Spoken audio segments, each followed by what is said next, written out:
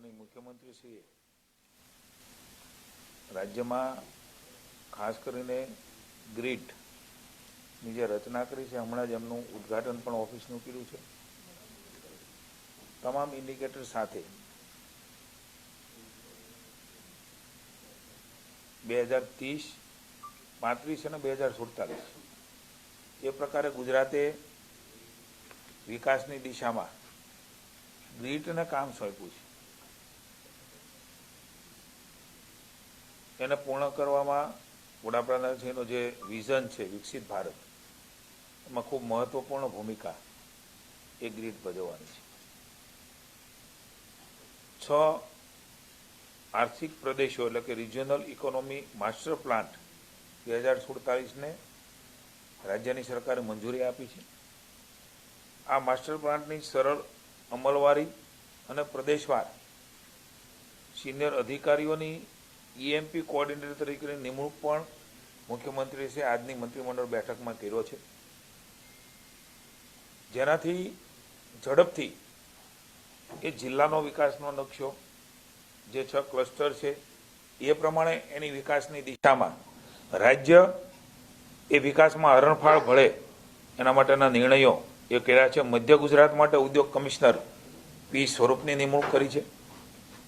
સૌરાષ્ટ્ર પ્રદેશ માટે પ્રવાસન વિભાગના સચિવ શ્રી રાજેન્દ્ર કુમારની, કચ્છ પ્રદેશ માટે ગુજરાત મેરીટાઈમ બોર્ડના CEO રાજકુમાર બેનીવાલની, દક્ષિણ ગુજરાત માટે સુરત મહાનગરપાલિકાના કમિશનર શ્રીમતી શાલિનીબેન અગ્રવાલની, સૌરાષ્ટ્ર દરિયા કિનારા વિસ્તાર માટે ખાણ ખનીજ કમિશનર શ્રી ધવલભાઈ દવેની, ઉત્તર ગુજરાત માટે GIDCના MD શ્રી પ્રવીણા ડીકેની નિમણૂક આ માટે કરી છે.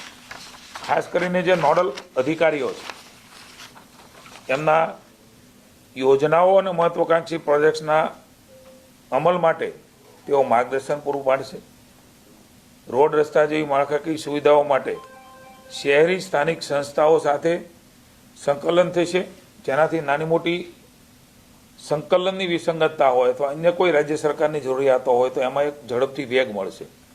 પ્રોજેક્ટની મંજૂરીઓ અને અમલ માટે સંબંધિત વિભાગો અને સ્થાનિક વહીવટી તંત્ર સાથે સંકલન, પ્રોજેક્ટની પ્રગતિનું પણ નિરીક્ષણ તેઓ કરશે. આપ સૌ જાણો છો કે ગ્રીડમાં જિલ્લા વાઇઝ જિલ્લાનો વિકાસ એ સ્ટેક હોલ્ડર સાથે બેસીને ત્યાંના સ્થાનિક આગેવાનો, સ્થાનિક ઉદ્યોગપતિઓ, ચેમ્બર બધા સાથે બેસીને નક્કી કર્યું છે કે એનું વિઝન અલગ અલગ જિલ્લાઓનો કેવી રીતે જરૂરિયાતો છે, ભૌગોલિક સ્થિતિ શું છે, એ પ્રમાણેનો વિકાસ થાય એના માટેની રચનાઓ પણ થઈ છે. અને ગ્રીડ આ ઝોનલ અધિકારીઓ એને મોનિટરિંગ કરીને આવનારા સમયમાં મુખ્યમંત્રીશ્રીનો જે આદેશ છે, નરેન્દ્રભાઈએ જે વિઝન દેશ માટે જોયું છે, એમાં ગુજરાત એ અગ્રીમ હરોળમાં એના માટેની આ જે નિર્ણયો એ કર્યા છે.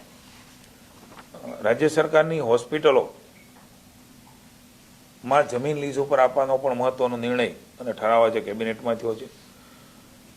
સરકારી સિવિલ હોસ્પિટલમાં દાખલ થતા દર્દીઓ અને એના સગા સંબંધીઓ માટે રહેવા જમવાની સુવિધા એ ઉપલબ્ધ કરવા માટે રેન બસેરા એ વસાવવામાં આવશે.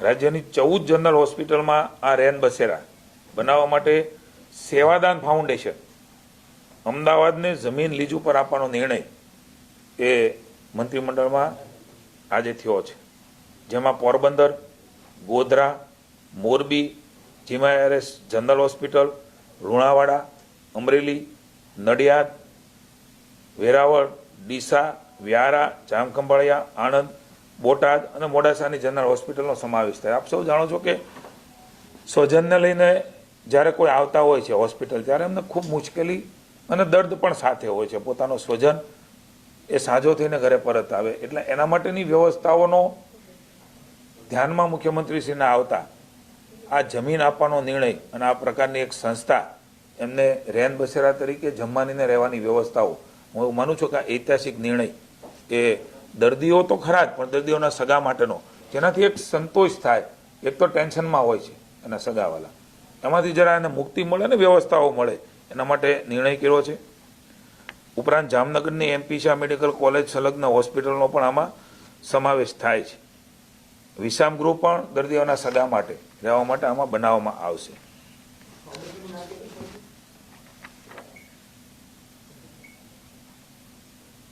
સેવાદાન ફાઉન્ડેશન અમદાવાદ, હું એમનો પણ અભિનંદન આપું છું, આભાર માનું છું કે એમણે આગેવાની લઈને આ પ્રકારનું ખૂબ મોટા પાયે કામ એમણે દર્દીઓના પરિવાર માટે આપ્યું છે. મુખ્યમંત્રીશ્રીની સીએસના અધિકારીઓને સૂચના આપી છે. આપણે સૌ જાણીએ છીએ કે નોલેજ ઇઝ પાવર. માનની મોદી સાહેબે એવું કહ્યું છે કે આપણા આ વાક્ય સુપેરે જાણીએ છીએ, પણ એમણે ઉમેરો કર્યો છે કે આ સત્ય નથી, આ અર્ધ સત્ય છે. એનાથી વધારે ઉમેર્યું છે કે એપ્લાઇંગ નોલેજ ઇઝ પાવર. એને એપ્લાય કરીએ તો વધારે નોલેજનો આપણે પાવરનો ઉપયોગ થઈ શકે. એ મંત્ર સાથે માનનીય મુખ્યમંત્રી ભૂપેન્દ્રભાઈએ વિદ્યાર્થીઓની ગુણવત્તા સુધરે, સમયની સાથે વિદ્યાર્થી ચાલી શકે, એના માટે પરિણામલક્ષી પગલાં લેવા માટે થઈ અને આજે બેઠકમાં અધિકારીઓને સૂચના આપી છે કે આપણો વિદ્યાર્થી એ આંખમાં આંખ પરોવીને વિશ્વમાં સ્પર્ધામાં જઈ શકે એવો તૈયાર કરવા માટે ખાસ સૂચના આપીને એમના માટે રચના બનાવીને આગળ વધવાની સૂચનાઓ સીએસને આપી છે. આપ સૌ જાણો છો કે ચિંતન શિબિર ધરમપુરમાં થઈ ત્યારે ખૂબ ચર્ચાઓ અને મંથન થયું છે. માનનીય મુખ્યમંત્રીશ્રીએ આજે નિર્ણય લીધો છે કે એ ચર્ચાઓ ચર્ચા ન રહે, પણ જનતાના હિતમાં એને ઇમ્પ્લિમેશન કરવું હોય તો બજેટમાં એને સામેલ કરવી પડે. એટલે તમામ ચર્ચાઓમાં જે બજેટમાં સામેલ કરવા જેવું લાગે રાજ્યના હિતમાં, રાજ્યની જનતાના હિતમાં, એને ત્વરિત આ નવા વર્ષની બજેટની અંદર ધ્યાને લઈને એને સામેલ કરવા માટેની સૂચના પણ અધિકારીશ્રીઓને ચીફ સેક્રેટરી દાસને આપી છે.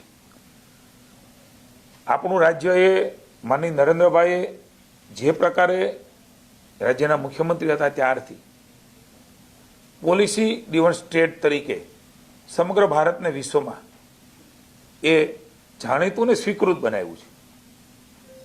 ઘણા વર્ષોથી રાજ્યની જનતાના આશીર્વાદથી સતત કન્ટિન્યુ એ રાજ્યની ભાજપની સરકાર છે.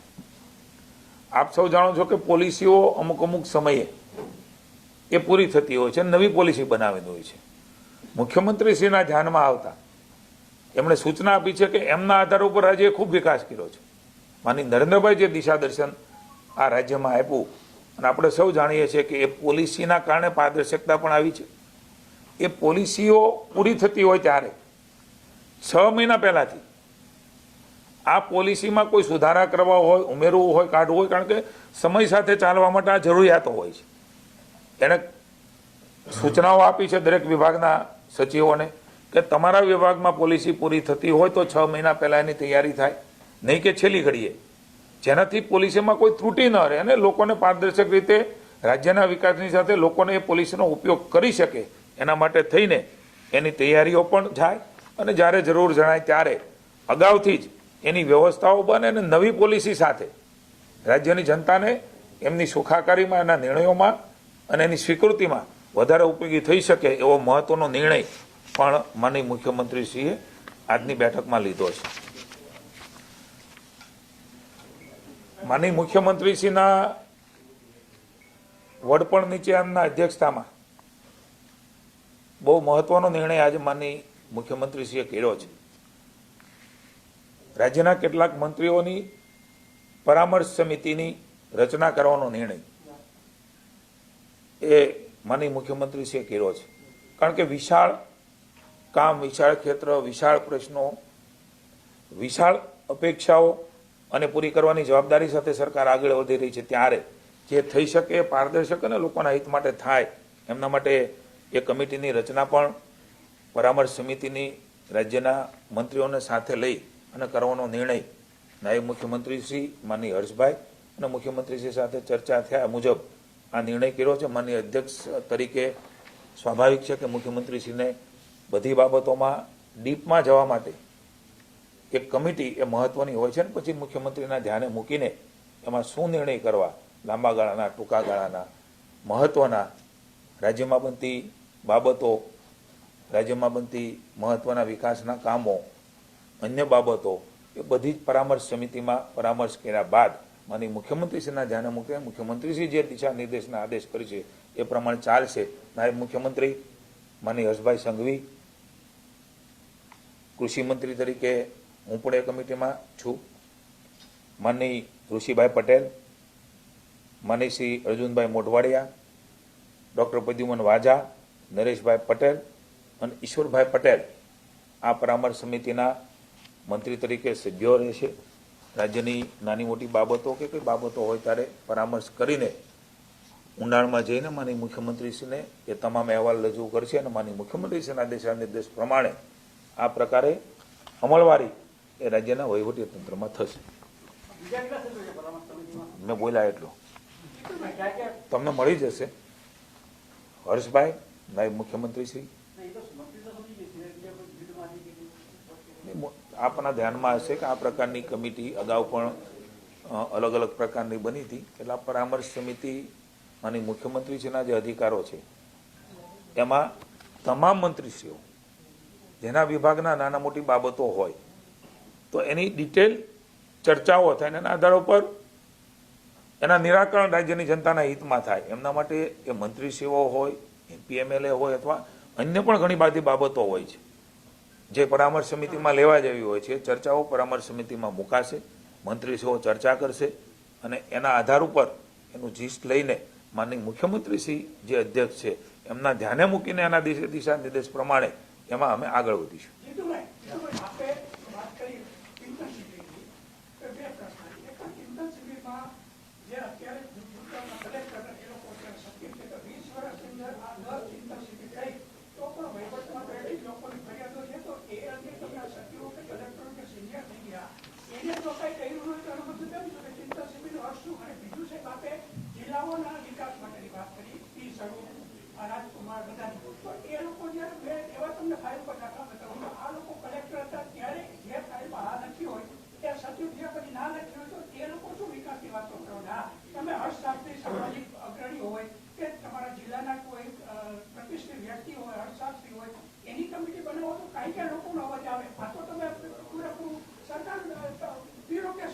એડમિનિસ્ટ્રેશનમાં જે પ્રકારની વ્યવસ્થાઓ બનતી હોય છે એ પ્રકારની વ્યવસ્થાઓ બની છે.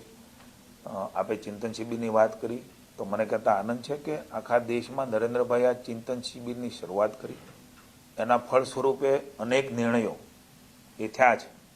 કદાચ કોઈ બાબતો એમાં ન સામેલ થઈ શકી હોય તો એનો અર્થ એવો નથી કે ચિંતન શિબિરોમાંથી કંઈ આપણને ફળશ્રુતિ નથી. ખૂબ બધા ચિંતન શિબિરની ફળશ્રુતિ ત્યાં ચર્ચાઓ જે થઈ છે એનું ડોક્યુમેન્ટરી પણ બનવાની છે જે આપના ધ્યાને મુકાશે. અલગ અલગ બાબતો, અલગ અલગ સમયે અલગ અલગ નિર્ણયો એ કરવાના હોય છે. ચિંતન શિબિરમાં ચર્ચાઓ થઈ પણ બજેટમાં જો સામેલ ન થાય એમની ચિંતા મુખ્યમંત્રીએ કરી તો એ પરિણામો ઝડપથી ન મળે. તો એ પ્રકારની જે સરકારી નીતિ નિયમની વ્યવસ્થાઓ છે પણ રાજ્યની સરકારે ઓપન છે કોઈને પણ આપને અથવા કોઈને પણ એવા લોકોના સ્ટેક હોલ્ડર સાથે ચર્ચા કરવાની શરૂઆત પણ પોલિસીઓમાં રાજ્ય સરકારે કરી છે. છતાં પણ આપણે ધ્યાન દોર્યું છે ત્યારે કોઈ પણ વ્યક્તિઓને કાંઈ પણ રાજ્ય સરકારનું ધ્યાન દોરવું હોય તો ડિપાર્ટમેન્ટના મંત્રીશ્રીઓને દોરીને ઓપનનેસથી સારું કરવું છે. ત્યારે આપને પણ વિનંતી છે કે આપ ચોક્કસ દોરજો. એમાં જેટલું પણ કાયદાકીય બાબતોમાં આવતું હશે સામેલ કરીને રાજ્યની સરકાર આગળ વધશે.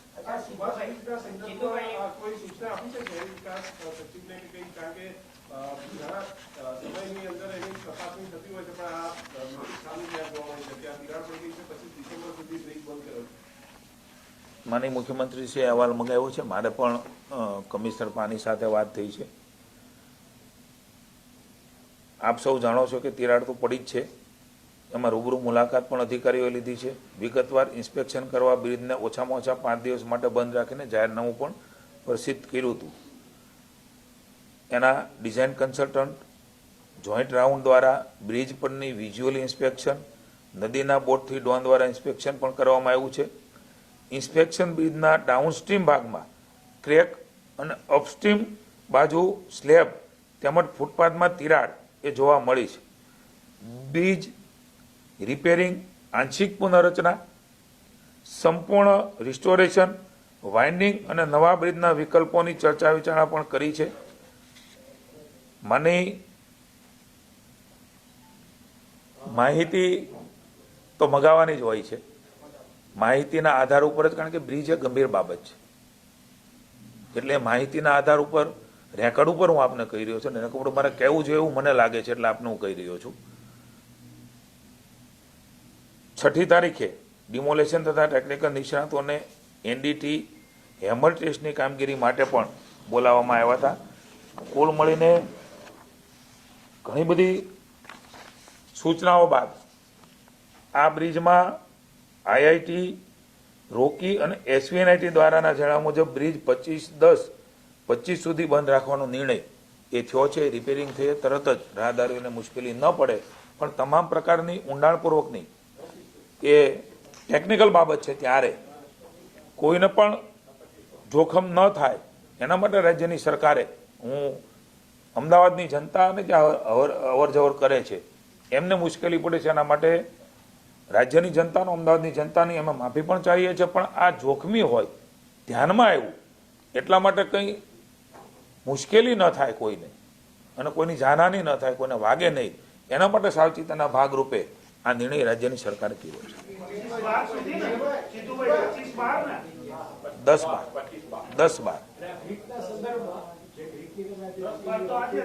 7/12 થી 10/12 નહીં, 25/10/25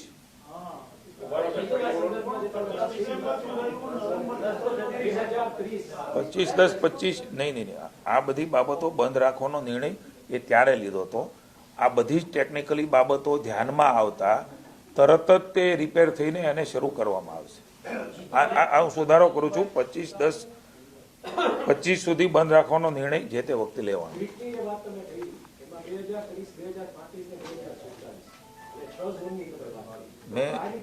મેં એટલા વાત કરી કે એને ઝડપથી ચાલવા માટે, એને ઝડપથી 2047 પહેલા વેગ આપવા માટે થઈને 3 સ્લેબ કર્યા છે. આપણે જાણીએ છીએ કે માનનીય નરેન્દ્રભાઈ એ રાજ્યના મુખ્યમંત્રીને કહેતા ગયેલા છે 25/12 સુધી બંધ રહેશે. એટલા માટે આપણે 75 વર્ષ ગુજરાત બન્યાને થવાના છે 35માં. તો આપણું ગુજરાત વિકસિત એ 47 પહેલા કેવી રીતે થાય એના પેરામીટર્સમાં આપણે આગળ લઈ જવાનો પ્રયાસ કર્યો છે.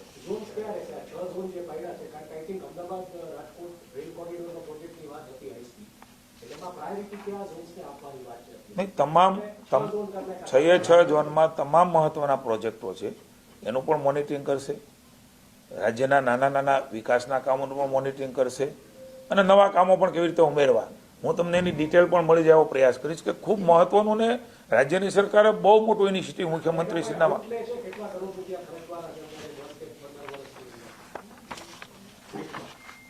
જ્યાં જેટલી જરૂર પડે ત્યાં બજેટમાં જોગવાઈ કરવાની પણ મુખ્યમંત્રીશ્રીએ સૂચના આપી છે. આ ક્લસ્ટરમાં કે તમારે આવી જરૂર છે, આ ક્લસ્ટરમાં, આ જિલ્લામાં, આ વિસ્તારમાં, તો સામેલ કરો બજેટમાં. કેન્દ્રને જરૂર પડે તો કેન્દ્ર પણ કરીશું. પણ મેં કહ્યું એમ કે આવનારા સમયની અંદર આવું કોઈ મોટિવ લીધું હોય તો ગુજરાત રાજ્યએ લીધું છે. સ્વાભાવિક છે, નવી વસ્તુ છે, નાના મોટા આપ પણ પ્રશ્ન કરો છો એમ કદાચ વહીવટમાં આવશે તો એનું સોલ્યુશન પણ કરીશું.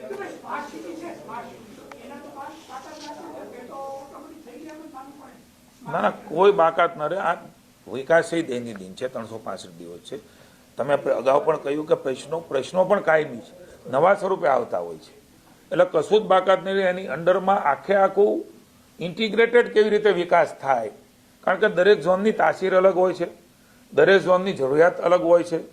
દરેક ઝોનમાં વિકાસની બાબતોમાં રો મટીરિયલ, ટ્રાન્સપોર્ટેશન, અન્ય જગ્યાએ જતું હોય, આ બધાને ધ્યાનમાં રાખીને કઈ એવા વે છે કે નજીક કરી શકાય એવો પ્રયાસ રાજ્યની સરકાર. યસ, બિલકુલ. માળખાકીય સુવિધાઓ પણ છે.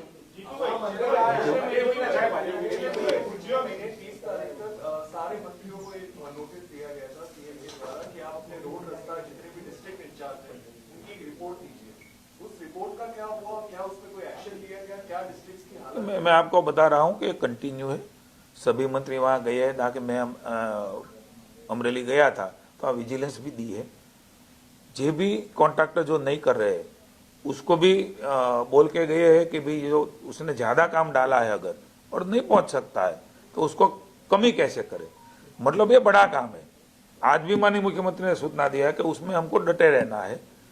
इसका मतलब ये नहीं कि पूरा हो गया है, ये कंटिन्यूएशन में भी रहेगा. काम की गुणवत्ता कैसे सुधरे वो प्राथमिकता है.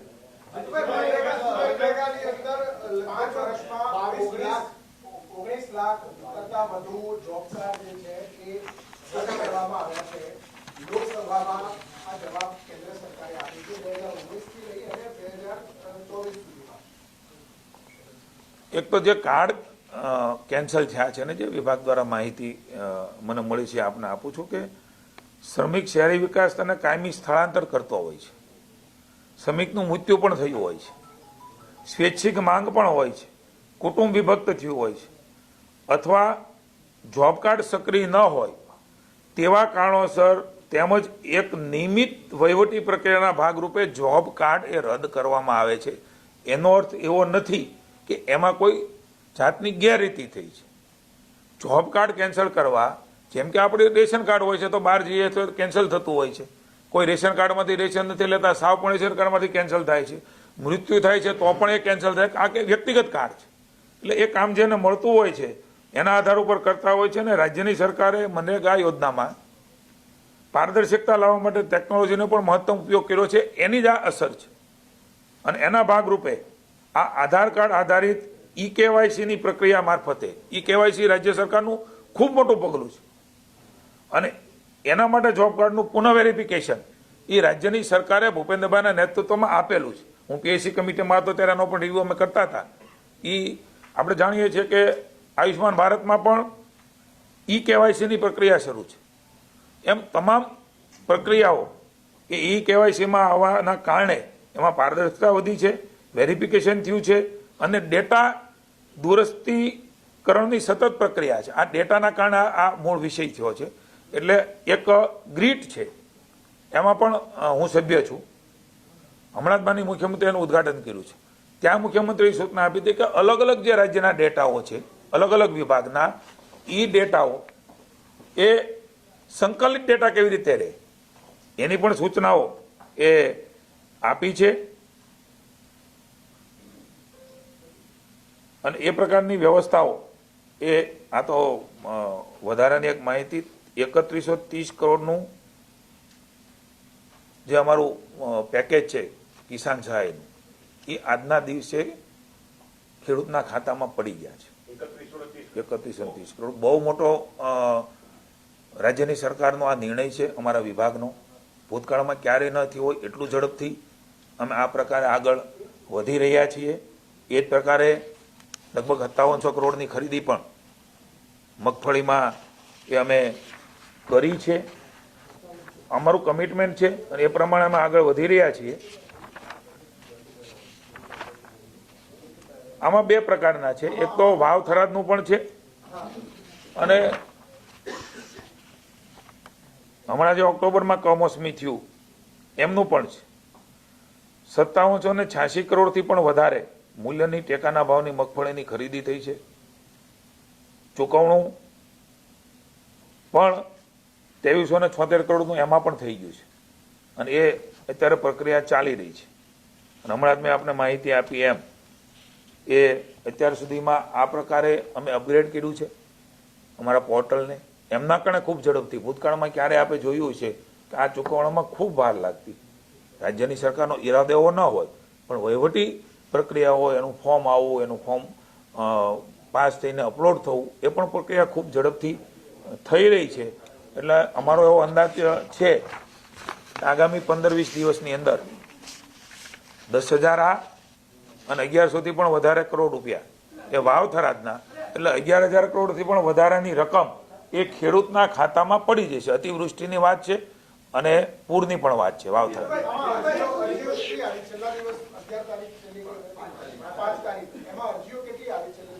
30 લાખથી વધારે અરજીઓ એ મળી છે ને લગભગ 2.25 લાખ એ વાવ, થરાદ, પાટણ, જુનાગઢ એ જે 5 જિલ્લાઓ છે, કચ્છ એ 5 જિલ્લાઓ મળીને લગભગ 35 લાખની આસપાસ આ અરજીઓ થાય છે.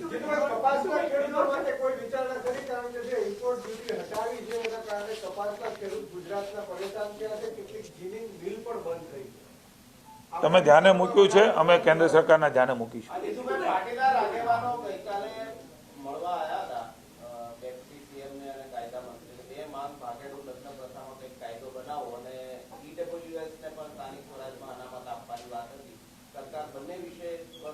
નાયબ ચર્ચા વિચારણા નાયબ મુખ્યમંત્રી શ્રીએ એમની સાથે કરી છે હર્ષભાઈએ, તો આખું ચર્ચા વિચારણાના અંતે રાજ્ય સરકાર નિર્ણય કરે એટલે આપના ધ્યાને હું ચોક્કસ મૂકીશ. Thank you. ખેડૂતોની બાબતમાં તો એનો અર્થ એવો થાય કે આટલું તમે ઝડપથી ખેડૂતોના ખાતામાં પૈસા નાખ્યા તો અત્યાર સુધી વિરોધ પક્ષ ખેડૂતોને ઉશ્કેરી નથી એવું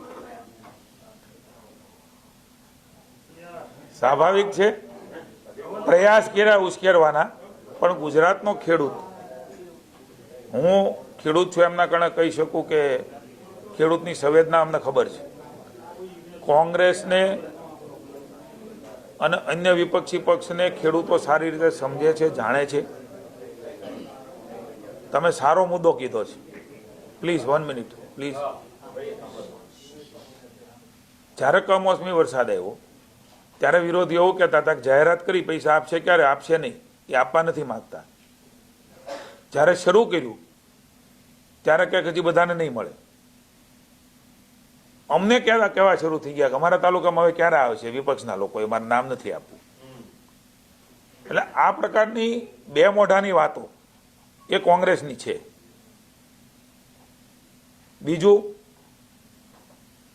ક્યાંય પણ કિસાન કહી શકાય એ એમણે ખૂબ યાત્રાઓ કાઢી, ખૂબ સભાઓ કરી, માત્ર પાર્ટીની સભાઓ બની રહી. હું ગુજરાતના ખેડૂતોનો ઋણ સ્વીકાર કરું છું. અમારી સંવેદના હંમેશા ખેડૂતોની સાથે છે. નરેન્દ્રભાઈ જે પ્રકારે કામ કરી રહ્યા છે, નાની મોટી મુશ્કેલી તકલીફ આવે ત્યારે સૌ સાથે મળીને બહાર નીકળીએ. ખરીદી પણ થાય, સહાય પણ મળે, યાર્ડમાં પણ જણસ વહેંચાય. આવા ઐતિહાસિક નિર્ણયો ભારતીય જનતા પાર્ટીની સરકાર કરી છે કે ખેડૂતને ખબર છે. એમના ખાતામાં અપ્રચાર પણ કરવામાં આવ્યો કે જો તમે જણસ વેચવા જશો, સિંગ વેચવા જશો, મગ, અડદ, સોયાબીન વેચવા જશો, ડાંગર વેચવા જશો તો તમને પૈસા નહીં આપે. તમામ પ્રકારના હથકંડા એ વિપક્ષે અપનાવ્યા. હું એમને પૂછું છું કે તમારી ત્યાં જ્યાં સરકારો છે ત્યાં ભૂતકાળની અંદર ગુજરાત કોંગ્રેસે આ પ્રકારનો દુષ્કાળ પીડ્યો ત્યારે ખેડૂતને એ મજૂરી કામમાં લગાડ્યા હતા. એને કોઈ રકમ નહોતી આપી કે મજૂરી કરો અને તમે કમાઓ. આ કોંગ્રેસ આ પ્રકારની વાત કરવા નીકળી છે. આ ગુજરાતનો ઇતિહાસ છે. લગભગ 82 કે એની સાલમાં દુકાળ પડ્યો હતો. એ વખતે જે આપણા રાહત કામો થાય છે એ રાહત કામમાં ખેડૂતોને જોડવાનું પાપે કોંગ્રેસે કર્યું છે. અને આજે અમને કહેવા નીકળી છે કે તમારે આ કરવું જોઈએ, ચોકડીઓ પાડો. હું કોંગ્રેસને કહું છું કે તમારા મોઢા ગંધાય છે. તમે તમારા આઈનામાં જોવો. તમે કેવા પ્રકારે કિસાનો માટે શું કર્યું, કેવું કર્યું. મને તો આનંદ પણ છે ને દુઃખ પણ છે. તમને જણાવતા ધ્યાનમાં મૂકું છું. ટ્રેક્ટર લઈને રેલી કાઢી. તમારા વખતે રાજ્યમાં ખેડૂતોને કેટલા ટ્રેક્ટર હતા એનો જવાબ ખેડૂતોને આપો. ખેડૂતોને કેટલી ટ્રેક્ટરમાં ને નાના નાના યંત્ર સામગ્રીમાં તમે સબસિડી આપતા હતા એની સંખ્યા કેટલી હતી એનો જવાબ આપો. જે ટ્રેક્ટર તમે લઈને નીકળ્યા, જે તમારા લાગતા વળગતાના, કોઈ કિસાનના ખેડૂતના નહીં, એ ટ્રેક્ટરની લાખ રૂપિયાની સબસિડી ગુજરાતની ભાજપની સરકારે ભૂપેન્દ્રભાઈ અને નરેન્દ્રભાઈ આ પ્રકારની સબસિડી શરૂ કરી. હું આપને ધ્યાને મૂકું છું કે એમના વખતમાં ખેડૂતો માટે કેટલી સબસિડી, કેટલી સહાય, કઈ કઈ યોજનાઓ હતી એ કોંગ્રેસ જાહેર કરે. હું એ જાહેર કરવા માટે તૈયાર છું કે એના પછી અમે કેટલી સહાયો કરી છે. માત્ર વાતો કરવાથી ન થાય. છતાં હું કહું છું કે વિપક્ષને અધિકાર છે, પણ ગેરમાર્ગે દોરી, પ્રપંચો કરી, લલચામણી, લોભામણી વાતો કરીને કોઈને જોડવા જાય તો ઈશ્વરનું તત્વ દરેક વ્યક્તિમાં છે. એમાં હું પણ આવી જાઉં. હું પણ આ પ્રકારની વાતો કરવા જાઉં તો કોઈ માણસ ન જોડાય, પણ જ્યારે તત્વ સાચું હોય છે ત્યારે જોડાતો હોય છે. અને અમે માનીએ છીએ કે ભારતીય જનતા પાર્ટી એક જાહેર જીવનની અંદર લોકસેવામાં એક તત્વ સાથે, સેવાના ભાવ સાથે કામ કરે છે. એટલા માટે પ્રજાએ 30 વર્ષથી આશીર્વાદ આપ્યા છે. અને 27માં પણ વિપક્ષને કોંગ્રેસ આ દિવાલે લીખેલું સત્ય છે એ પ્રોપોગંડા કરે.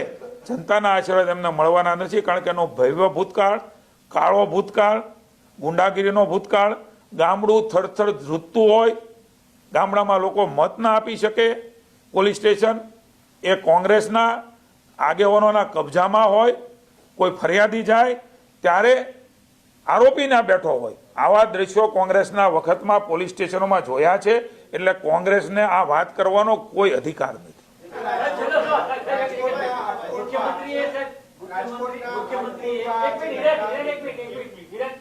મુખ્યમંત્રી બધા અધિકારીઓને પોલીસ નવી કરવા માટે 6 મહિના અગાઉ થયો તો એવો કોઈ ડેટા આવ્યો છે? નહીં, નવી નહીં,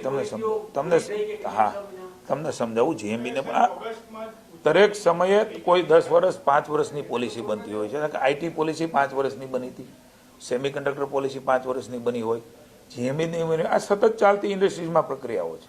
એ પોલિસીઓ દર વર્ષે 26માં, કોઈ 4 વર્ષમાં, 3 વર્ષની, 5 વર્ષની એ બનતી હોય છે. એટલે સામૂહિક સૂચના આપી છે કે તમારા વિભાગમાં આ પ્રકારની પોલિસી બનતી હોય ત્યારે કોઈ વાર વિભાગ છેલ્લી ઘડીએ દોડાદોડી કરતા હોય, એના બદલે 6 મહિના પહેલાથી તૈયારી કરીએ તો વધારે સારી પોલિસી બનાવીને રાજ્યની જનતામાં કામ લાગે. Thank you.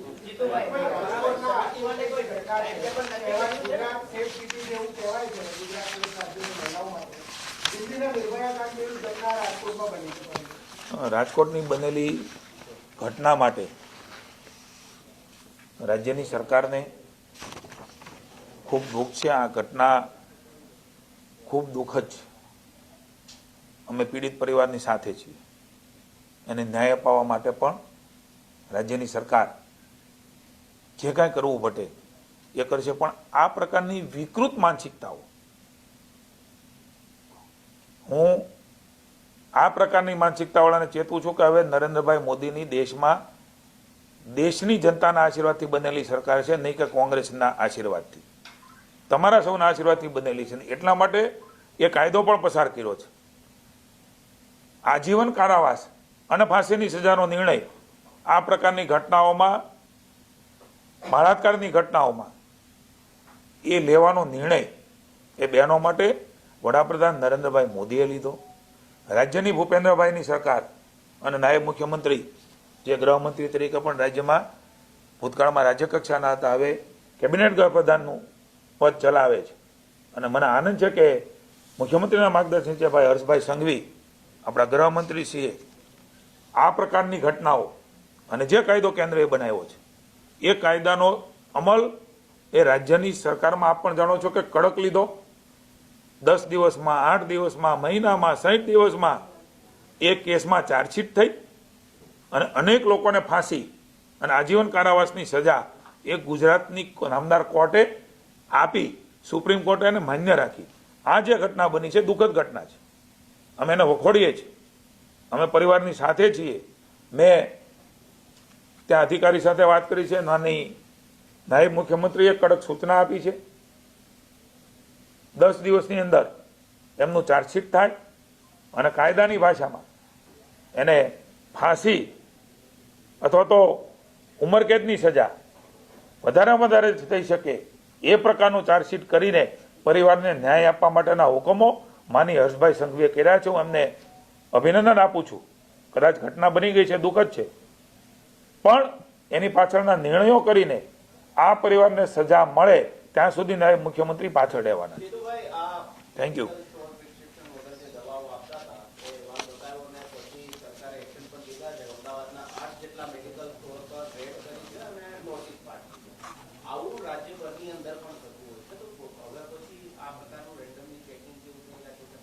કન્ટિન્યુ રહેશે. માની આરોગ્ય મંત્રીશ્રી સાથે મારે પણ ચર્ચા થઈ છે. કારણ કે આ પ્રકારની કંઈ બાબત હોય તો એ પ્રજાના અથવા તો દર્દીના હિતમાં નથી. એટલે એના હિતમાં હોય એવું કન્ટિન્યુ રીતે એમનું ચેકિંગ થાય ને એમાં સખ્તતાથી બીજી વાર ન થાય એના માટેનો પણ પ્રયાસ એ રાજ્યની સરકાર કરશે. Thank you.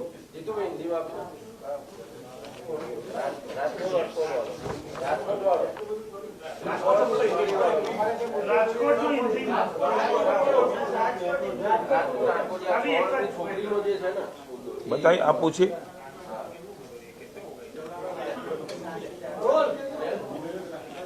राजकोट के आठकोट में 6 साल की बच्ची के साथ रेप का प्रयत्न में जो है वो लोहे की रोड डाली.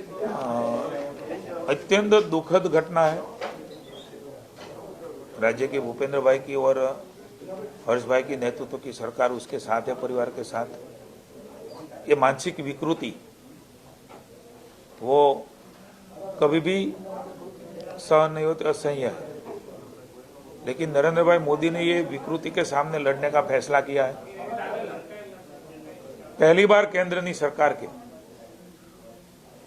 ऐसा बिल लाके सख्ताई से अगर ऐसी कोई विकृति किसी के मन में भी और ये कृत्य करते हैं तो फांसी की सजा, आजीवन कारावास की सजा कैसे हो, इसका आप सब जानते हैं। तो उसके लिए कायदा भी बना है और गुजरात में मुख्यमंत्री भूपेंद्र भाई, नायब मुख्यमंत्री हर्षभाई के नेतृत्व की सरकार ने इसी सख्ताई से निपटने का फैसला किया है और केंद्र ने जो सुधारा करके कायदा बनाया है उसमें से फांसी की सजा भी हुई है, आजीवन कारावास भी हुआ है और कुटुंब के प्रति संवेदना की बात भी गुजरात ने 10 दिन में चार्जशीट होना, 8 दिन में चार्जशीट होना। मैं माननीय भूपेंद्र भाई और हर्ष भाई को अभिनंदन करता हूं। घटना दुखद है, हम समझते हैं कि किसी की भी बच्ची हो, ये कोई छोटी मोटी बात नहीं है, नाबालिग कोई हो या कोई उससे ज्यादा उम्र वाली भी हो, लेकिन ये घटना घृणास्पद है, दुखद है। हर्ष भाई ने सूचना दी है, मेरी भी बात, मेरा प्रभारी जिला है, मेरी भी बात हुई है एसपी से, 10 दिन में उसकी चार्जशीट हो और ये जो आरोपी है वो भी पकड़ा गया है और ये आरोपी को सख्त से सख्त सजा कोर्ट के मार्फत कैसे हो, फांसी कैसे हो, आजीवन कारावास कैसे हो, इसके लिए हमारा गृह मंत्रालय आदरणीय हर्ष भाई के नेतृत्व में पूरा पीछे रह के उसके सजा तक पीछे रहेंगे।